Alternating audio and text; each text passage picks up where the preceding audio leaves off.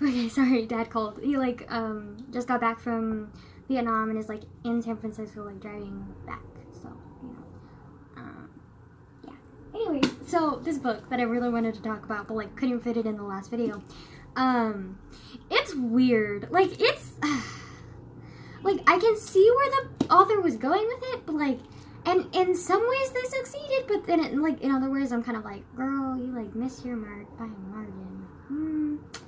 Like, I don't know, like, this is definitely, like, a good read. Okay. Yeah, okay.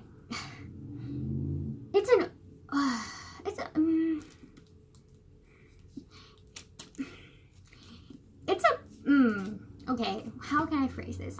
Every single book out there has a message, and, like, that message, like, can be received, obviously, and, like, sometimes you agree with the message, sometimes you don't. Sometimes you relate to the message, sometimes you don't, and sometimes the message literally resonates with you so strongly that, like, you literally, like, feel a connection to the book that, like, nothing else can compare. Let me just say that those resonating books, they're quite rare, and basically almost all of those books that resonate with me, like, I own. So, at least the ones that I've read so far, because, like, hello, like, how can you not own something that, like, connects with you so deeply? Like, excuse me. If you don't own a book that connects with you, like, what are you doing with your life? Like, excuse me. Like, but then I also have some books that I either own or want that are, like, not particularly books that I, like, really, like, love or, like, really resonate with, but, like, books that have, like, a really good message and, like, just, like, or they're, like, prime of their time. Like, for example, The Great Gatsby is interesting. It's a very interesting read. The Great Gatsby is not bad, and it's actually, like, really interesting and, like, a good read, but it, like, it's not something that I really, like, truly ardently, like, connect to. But, like, it is, like, a really interesting read, and, like, it's very educational, and, like, it gives you a lot of insight on the mentality back then, as well as, like, just, it's like a time, like, piece. Like, it's literally like you're going back in time. Like, it's, like, one of those books. So, like, that's why I really want to own that book, because, like, it's so good. It's not something that I personally, like, really, like, love, but, like, it's just such a good piece from its time. Like, you just cannot, like, you cannot hate The Great Gatsby. The movies, no, we're not, I haven't even seen the movie. Like, I've seen commercials for it, and I literally could not stand it. Like, they made it about freaking Gatsby, not Nick, the actual fucking narrator. Like, excuse me. Like, I'm just like, sweetie. Like, they focus way too much on Gatsby. Like, just, excuse me. Like, Nick, like, held a very important role, and you were just kind of like, bah. Like, Gatsby has more flair, plus he's in the title, so, like, obviously he's gonna be the most important character. Excuse me. No, that's not... Anyways, so, hate the movie, even though I haven't watched it. Freaking hate it. Anyways, but the book, really good. The book is really good. It's just not something that I personally, like, I mean, I guess you can connect with any book that you pick up, whether it's in a negative or a good way. And to be honest, with The Great Gatsby, it's kind of, like, neutral with its, like, ups and downs. Like, some parts of the chapters I'm like, oh my god, cannot stand this book, and then some parts I'm like, oh my god, this is so cute, and then, like, some parts I'm just kind of like, this is, like, a book, like, I'm reading, like, wow, interesting. So, like, The Great Gatsby, like, has its moments, just like any book would, but I think the reason that I really want to own it, and, like, that it's so important to me to own it, is because, like, it's such, like, a classic piece of its time. Like, you just cannot get, like, if you, like, ever want to know about the Great Depression, the 1930s, 20s, any of that, like, read The Great Gatsby. Like, you just need to read The Great Gatsby. Like, I don't care if you freaking hate history. Like, read Great Gatsby. I'm not, like, okay, anyways. And then another really good historical book that you really need to read if you're gonna, like, read historical books, Pride and Prejudice. I know, romance, whatever. Like, you, like, just, like, you need to read it. Like, I don't like romance. Okay, that's a lie. Okay, well, we're gonna, okay. when I'm reading actual books, I don't like reading romance. When I'm reading Wattpad, and I want smut, and I want, like, steam, and, like, stuff, that's when I like romance. But I don't like romance that's, like, forced or, like, half-assed in, like, a novel. Like, I don't like that kind of romance. Like, if I'm gonna get romance, like, I want the good shit. Or I want something that's, like, truly important. Like, you know, like, something that's deeper than just, like, oh, look at their cute little romance. Like, oh my god, they're such cute little middle schoolers. No, like, I want something that's, like, deeply important and, like, has something to do that's embedded into the plot of the story, not just an added, like, oh, look, there's little fluff here. I'm like, no. Either you commit fully or you commit at, like, not at all. So, like, just fuck off with your half-assedness. Please. Thank you. Anyways. So, Pride and Prejudice, really recommend you read that book too, especially if you want, like, a historical, like, introspective of, like, that era. Like, oh my god, Jane Austen was so ahead of her time. Like, I freaking adore her. Like, oh my god, if I had to, like, if I could meet anyone in the world, like, like, in history or at all, like, I would meet Jane Austen. Like, oh my god, like, oh my god. Her novels are just, dying. Like, she's so ahead of her time. Like, sweetie. Okay, anyways. So, yeah. This book, okay. It's not nothing special because every book has something special to offer. But it's not something that I would keep.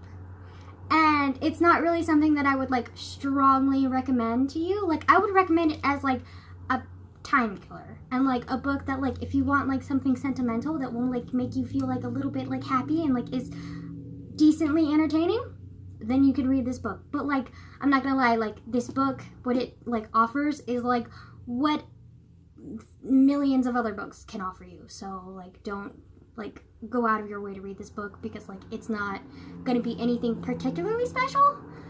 And I hate saying that because, like, every book has something special to offer, but, like, you get what I mean. Like, it's not something that, like, you, like, desperately need in your life to, like, it's not that influential. Like, it's influential enough that, like, it affects me, but, like, I think that just might be because, like, I'm a really sensitive person, and, like, I don't know, like, it's not the greatest book, but it's also not a bad book. So, like, it's a happy middle, but there are so many books that reach the happy middle and just stay in the safe zone, and they don't push themselves beyond the limit, and they don't, like, make something incredible. So, this book is not incredible, but it's a book that you could read if you really wanted to. But basically, it's about this girl and her mom. And this girl was conceived out of matrimony, and, like, she doesn't even know her dad. Like, her mom doesn't even know her dad. Like, literally, like, that's how bad it is. Because, like, her mom, like, conceived her, like, on a drunk, like,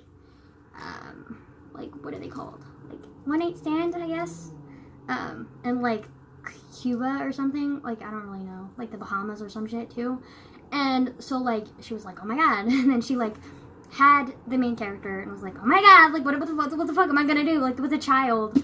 And then, like, her mom is, like, very free-spirited, like, very, very free-spirited, like, she quotes, like, Gandhi, and, like, just religiously, like, walks around in, like, billowy clothes, and just, like, is really free-spirited, and, like, just and is not, like, the most responsible mom or adult, because, like, for as long as the main character can remember, her mom and her have never stayed in one place or country for more than a year. Her mom's job is basically, like, teaching English to kids or, like, schools, like, in, like, different countries. So, like India, Thailand. Fuck me, Dad is here. Hold on. Okay, sorry. My dad came and we brought dinner, and like, just finished having dinner and drinking tea and eating. What would you call this in English? I don't know. Like, basically, like, it's made with, like, a vegetable that, like, you probably don't know because it's, like, Japanese. I mean, it's not, like, it's, like, distinctly Asian. It's, like, an Asian vegetable, if that makes sense. Like, it's I don't know if it originated in Asia or if it's just like a thing that's like only used in Asia and it's like in other places, but like we don't care about it. But like they call it taro root, and it's like a little hairy potato, and it like you can use it in like various ways, and one of the ways that they use it is they make it into like dessert, and this is like basically like a pan, which is like bread, and like inside they put like the sweet taro, and it's like really like it's so good.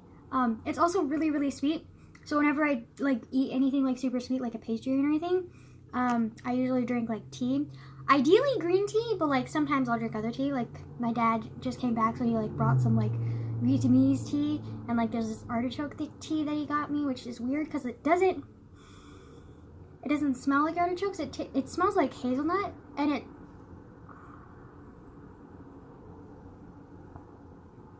it tastes like artichokes though. It's so weird, but like it's not bad tea, and it like diffuses the sweetness of this. So like if you see me like gulping and like chewing, like I'm sorry. Yeah. Okay, so sorry. Okay, so I don't really remember where I was with explaining. Hold on. This book, the Indigo Notebook by Laura Rousseau. Rousseau? Is that how you pronounce it? I don't know. Sorry for the glare. I'm like in front of a window. So, yeah, this book is not extraordinary, but it's also not bad. So like I would like, I'm not against reading it. Like it's a good read. It's just not extraordinary. So I'm not gonna like ardently plead and grovel at your feet being like, you need to read this book because it's amazing. Like it's phenomenal. It's not, but it's also not a bad read, and you will get something from it that like makes you be like, oh, like that's cute. But it's like not exponentially like life changing like some books. So I wouldn't like strongly recommend this book, but like if you want to read this book, like and you just see it and you're like looking for something to read, you can read this book. It's basically about this girl who's like neglected by her mom because like her mom's like a free spirit and like always wants to travel and is like always traveling around the world as like an English teacher, and like she's really fun to be around, but she's not really a fun parent because her mom is so free spirited. Like the main character who's like 15 has to like take care of her mom and like make sure that everything's like okay and safe, especially since they're in like different countries, you know, and both of them are beautiful women, so like, you know, they need to like take safety precautions, which her mom does not care about at all. All her mom cares about is having fun and enjoying life, and all she cares about is safety and family. And so basically the point of view from her is like she's really like sad because like she has all of like this, her whole life she's been traveling and going around the world with her mom, and like to any other kid like that's amazing, like they would love to travel the world with a parent and just like have fun, but like she hates it because like she like wants like an actual stable home, and she wants like an actual stable parent, not someone who like just flies to Brazil on a whim, not someone who like cries about staying in one place for more than a year and like they need to fly to some other country, and like so that her mom can constantly be busy and constantly doing this and that. And so like she wants a stable home and a stable family, and she's like upset that she doesn't have that. And like eventually like her and her mom like end up like having this like big fight because like she wants a stable home and family and her mom just cannot like take that. And then like I won't spoil too much, but like just some stuff happens in the novel where like the main character comes to realize that like family is not just about stability, it's about love, and like it's just like this is a really deep like cute meaning. There are some plot holes to the story, and there are some times where I'm like, is this really needed? Like one of the characters like can literally like is like psychic or something, and it's kind of like misplaced, and you're kind of like, what? And then one of the characters is just like randomly like not a drug dealer, but like a gem dealer. So it's kind of the same thing, like you smuggle in gems and you sell them for money, like illegally, but like it's not drugs. So I guess it's slightly better, but it's still kind of like really not great. So, you know, like just random like things like that don't really like match up with the story, but like somehow they play into the thing, and it's just kind of like confusing, and you're just kind of like, why is this there? It doesn't need to be there. It kind of takes away from the story. But like, other than that, I would say it's a really good read, and like it's entertaining, and it's well written. So you know, there are some plot holes, but like, you know what book doesn't have small little plot holes, you know? And it's not like extraordinary, or I'm gonna be like, oh my god, you need to read this, but like, it's a book that you can read and you will read if like you're bored. So you know, just like a thought. Sorry. Ugh. Now I'm like starting to go into food coma phase, because like I just ate a shit ton of food. So like, excuse me while I like literally like decline and coma. Bye.